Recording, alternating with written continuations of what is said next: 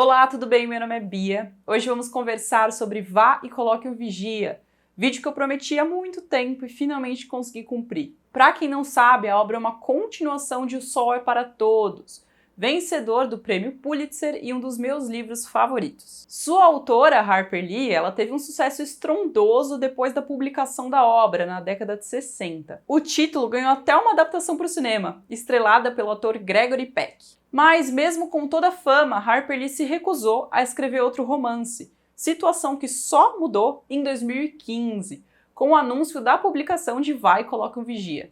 Quer entender qual é a polêmica envolvendo esse livro e os seus bastidores? Então, fica até o fim do vídeo.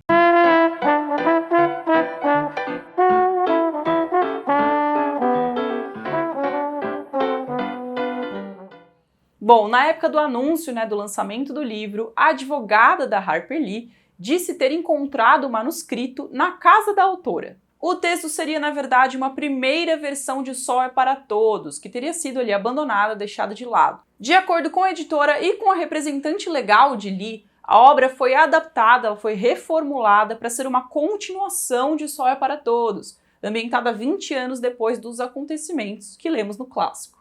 O problema é que nessa época, em 2015, quando foi o lançamento do livro, a Harper Lee já tinha tido um derrame e sofria de demência. E o tal manuscrito só apareceu depois da morte da sua irmã, que era uma senhora também que cuidava dela. A hipótese, então, do manuscrito ter sido reformulado por outra pessoa e publicado de maneira coercitiva gerou bastante polêmica na mídia americana. A polícia chegou até a abrir uma investigação, porém ela não foi para frente e nada foi provado. Ainda assim, existem algumas inconsistências na obra que geram ali uma pulga atrás da orelha. E toda essa situação dela já ser uma senhora com demência, enfim, que precisa de cuidados, que precisava de alguém que respondesse por ela legalmente, e esse manuscrito ter aparecido ali de maneira muito conveniente para a advogada, para a editora, enfim, tudo isso é bastante polêmico mesmo. Mas vamos falar do livro. Em Vá e Coloque um Vigia, conhecemos uma scout já crescida, mais ou menos em torno dos seus 20 e poucos anos, que trabalha e estuda em Nova York. Nas suas férias, ela volta a Macon, sua cidade natal, no Alabama, onde encontra o seu pai, Atticus. Atticus já está bem envelhecido, lembrando que ele já era considerado mais velho, assim, por ser o pai das crianças no primeiro livro.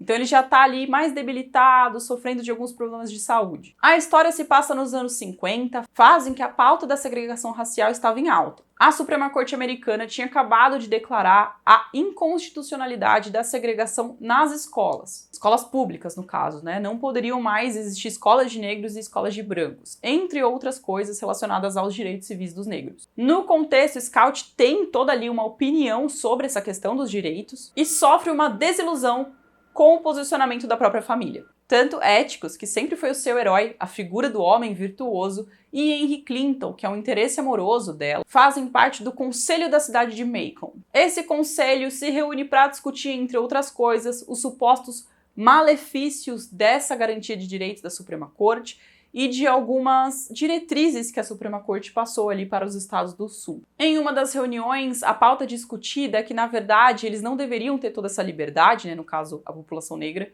não deveria ter toda essa liberdade porque, na verdade, eles precisam ser guiados, já que têm um intelecto inferior. É claro que, enfim, o discurso vai muito além disso, mas eu estou resumindo aqui para que você tenha uma ideia do teor das discussões do conselho. Aos poucos, então, o Scout vai descobrindo todas essas coisas e tem que lidar com o fato de que seu pai defende a segregação racial, o que é, obviamente, um choque. E essa poderia ser uma temática, uma construção interessante se fosse outra personagem, ou caso o primeiro livro simplesmente não existisse. E o que eu reforço aqui não é de maneira alguma um apego a um personagem que foi destruído, mas a inconsistência entre as suas duas representações. Um dos trechos da obra diz o seguinte: os homens costumam compartimentalizar a honestidade.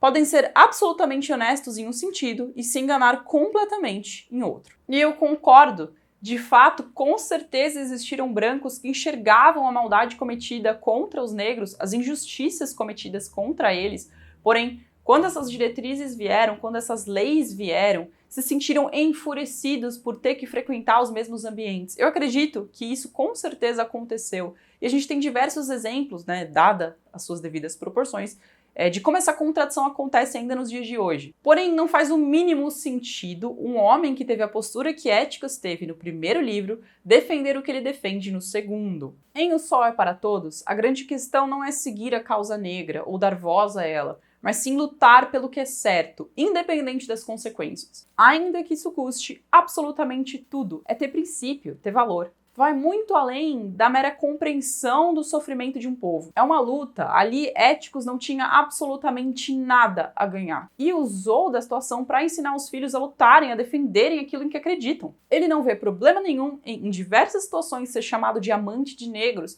ou que sua filha seja chamada de amante de negros, ou que digam que ela é como os negros.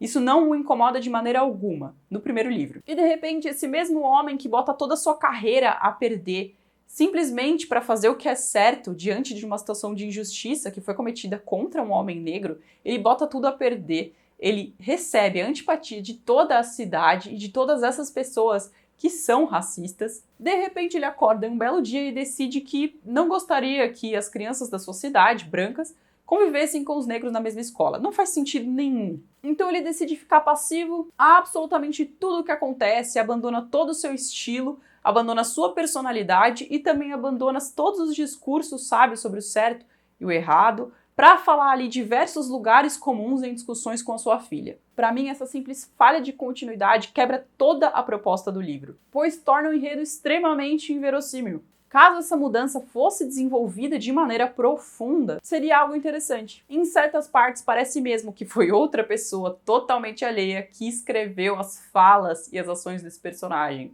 as reflexões dele. Bom, enfim, é algo que jamais saberemos e algo que nem eu nem você podemos afirmar. E mesmo que tenha sido a própria Harper Lee, não deixa de ser uma grande decepção. A obra definitivamente não tem o brilho, nem a profundidade, nem o desenvolvimento de Sol é para Todos. Ainda assim, ela não é totalmente ruim. A leitura é fluida, as descrições do Sul, dos seus verões, são sempre cativantes, e ele acaba com ao menos uma reflexão interessante. É algo que eu percebi quando decidi deixar de lado toda essa falha de continuidade, essa falta de profundidade dos personagens. Eu decidi deixar isso de lado e ver o que eu podia tirar de bom, e o que me chamou a atenção foi a reflexão sobre a forma como os jovens enxergam os pais. Muitas vezes se tem uma visão idealizada dos próprios pais, como se eles fossem perfeitos.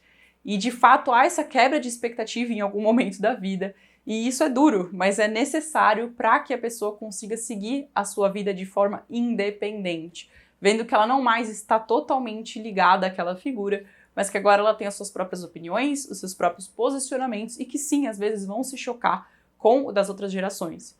Mas é interessante toda a forma com que primeiro a Scout tenta lidar com isso e depois ela acaba sofrendo um choque de realidade, vendo que as coisas têm que ser feitas com calma e que nem por isso ela deixaria de amá-lo ou qualquer outra coisa. Como eu disse, caso isso tivesse sido bem desenvolvido ao longo do enredo, seria um final muito bom. Porém, isso não acontece e eu tô tentando aqui tirar algo de bom de todas aquelas falhas que eu citei antes. Aliás, eu não indico a leitura desse livro caso você não tenha lido O Sol é para Todos primeiro, porque é muito melhor e também porque eu acho que você vai ficar um pouquinho perdido. Por mais que tenha flashbacks para contextualizar o leitor, ainda assim eu senti que não é o suficiente. Comente aqui embaixo o que você achou da obra. É um dos primeiros vídeos em que eu falo de maneira bastante negativa, mas enfim, esse momento chegaria de qualquer maneira. Deixa aqui embaixo os meus links na Amazon na descrição do vídeo. Caso você compre por eles, você ajuda o canal a se manter sem pagar nada mais por isso. Bom, é isso e até a semana que vem.